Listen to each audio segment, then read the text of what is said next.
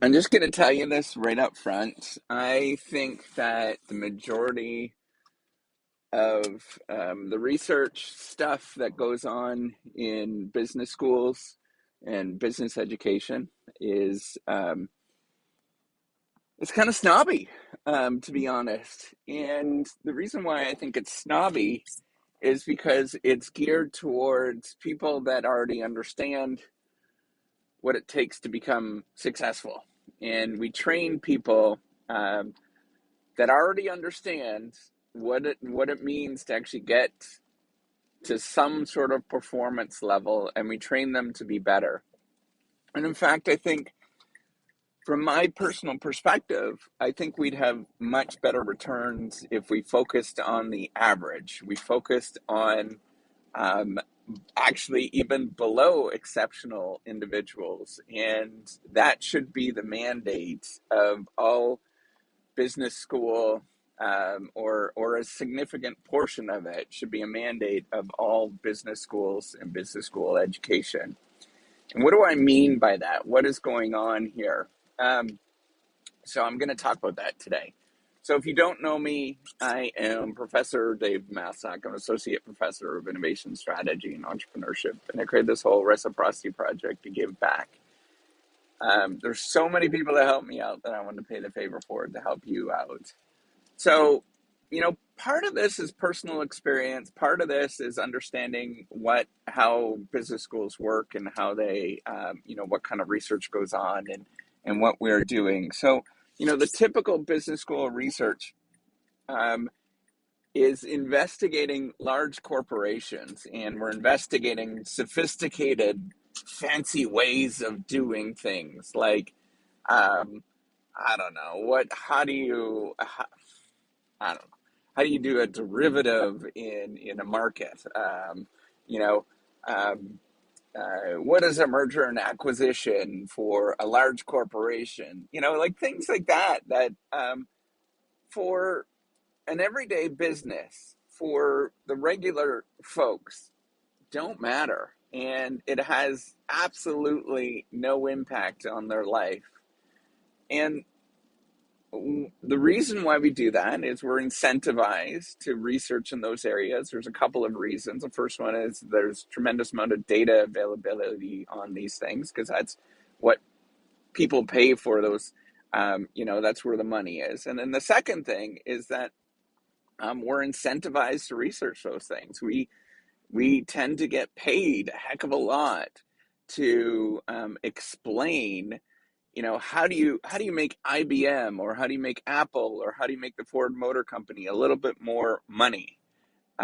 Business schools get a lot of money for doing that kind of stuff. That's what they want to understand.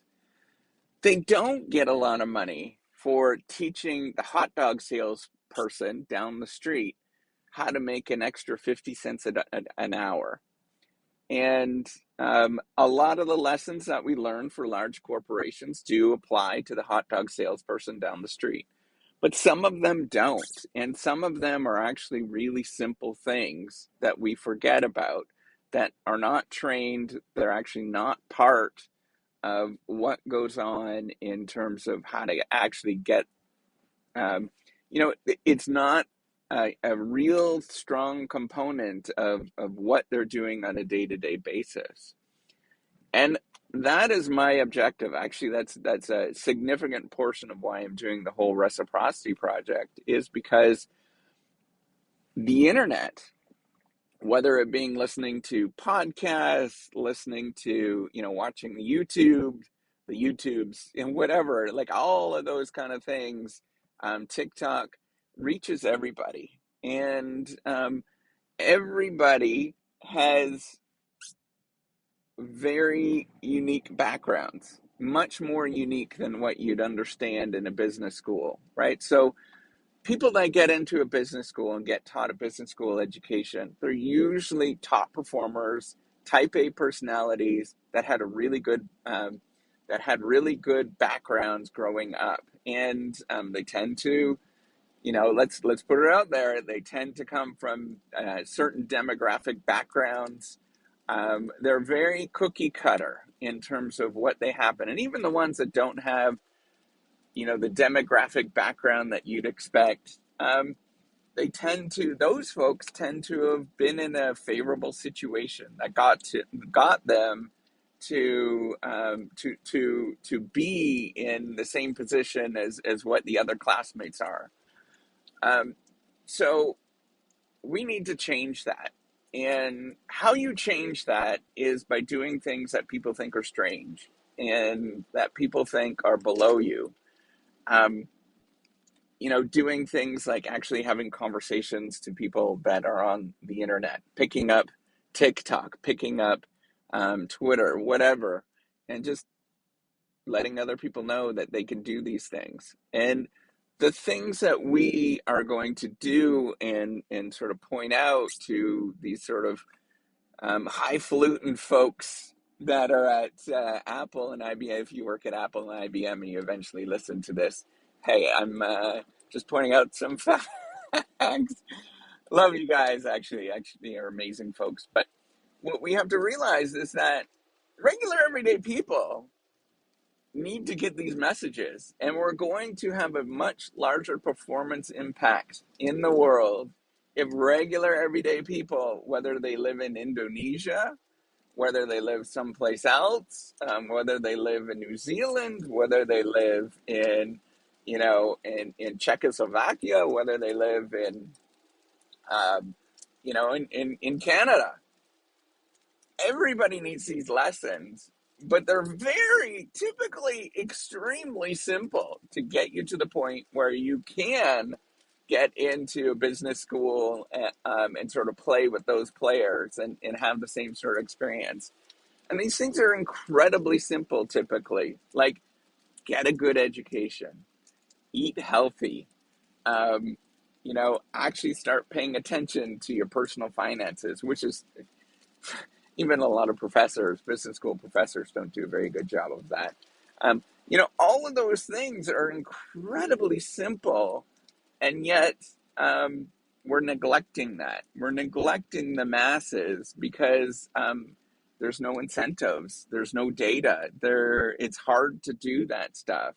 It requires you to act silly, frankly, and do silly things. And I think we can make a significant impact in this world if we target, um, just regular everyday people that grew up completely normal, nothing exceptional. But if we can increase their capabilities to, perform, whether it's in their job, whether it's they're creating a new entrepreneurial venture or whatever, anything, if we can get them to go from, hey, I'm making, $100 a year, and now I'm making $125 a year.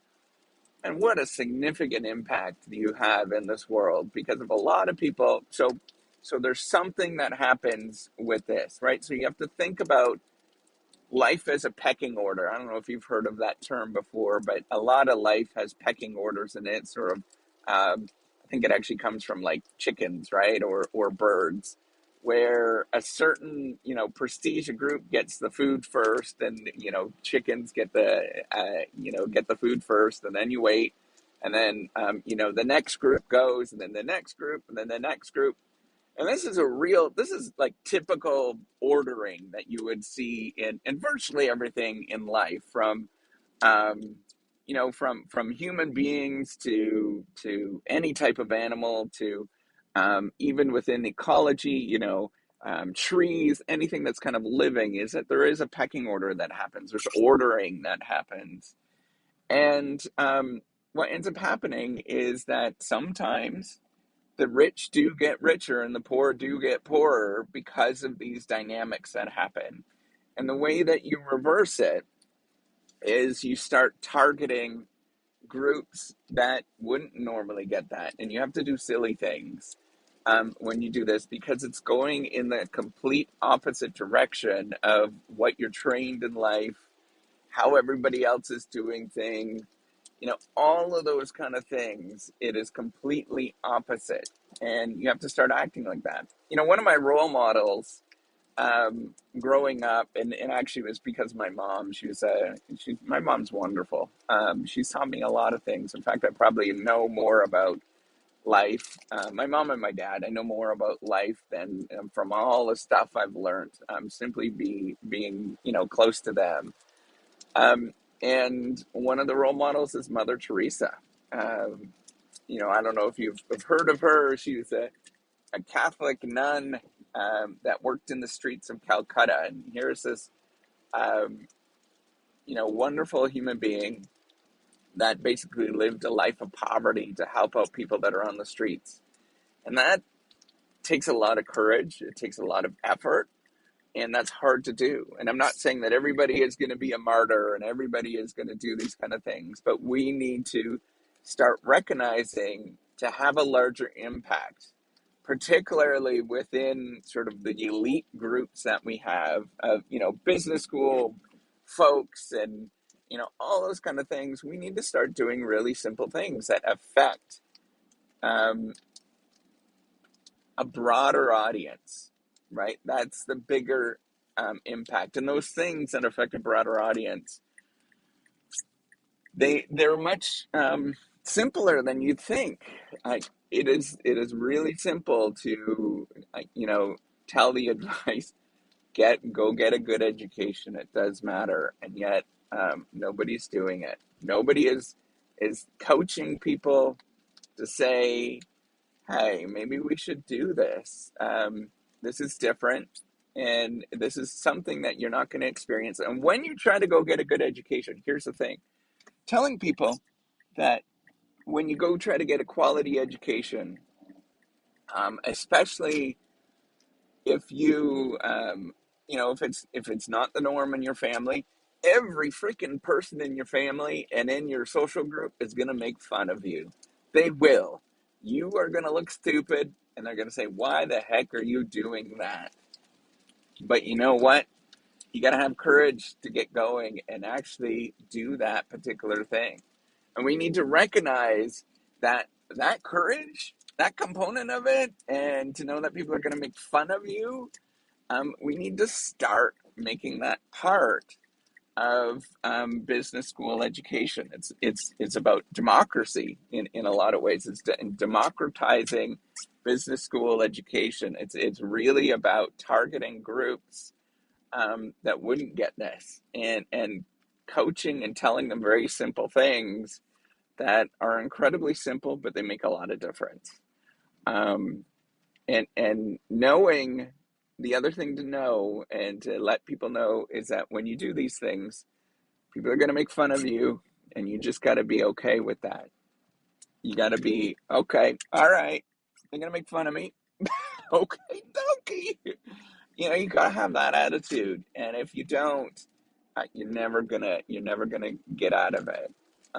It's not going to change, and then you're going to feel the same way that you felt 10 years ago.